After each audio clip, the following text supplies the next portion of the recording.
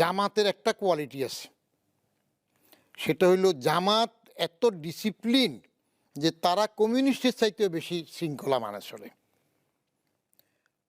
এক, আমি বাইতুল মুকাররমে বহু আগে জামাতের এক সমাবেশে আমার জানাশোনা একজনকে পাইলাম।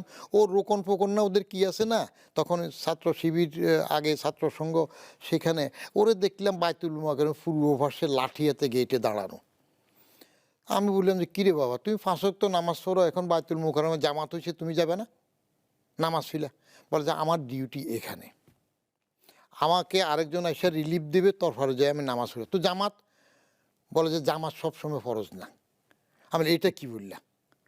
বলে যে মক্কা শরীফে যখন জামাত হয় তখন যারা নিরাপত্তার দায়িত্বে থাকে, এদের পুলিশ টুলিশ, এরা কি নামাজ পড়ে নাকি? জামাত কি সবসময় ফরজ? ওই নিরাপত্তারা কি অন্যকে নামাজ পড়তে দেওয়া, সেটাও একটা ফরজ।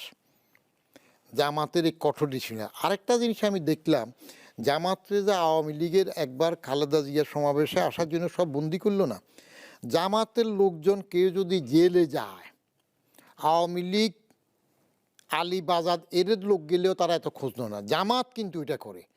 বরং আমি এক জামাত কর্মী জেলে ছিল তখন 2.5 মাস 3 মাস, তার মাকে জিজ্ঞেস করলাম, তোমার উপার্জন কমো, ছেলে জেলে পড়ে আছে, চলতেছ কীভাবে? একটা চমৎকার জবাব দিছে। বলে যে আমার ছেলেটা আরও 6 মাস জেলে থাকুক, 1 বছর থাকুক, আমি খুশি থাকবো। কারণ কি? বলে যে ছেলে উপার্জন করলে যা খেতাম যা পেতাম, এখন তো তার থেকে বেশি সুযোগ সুবিধা পাচ্ছি।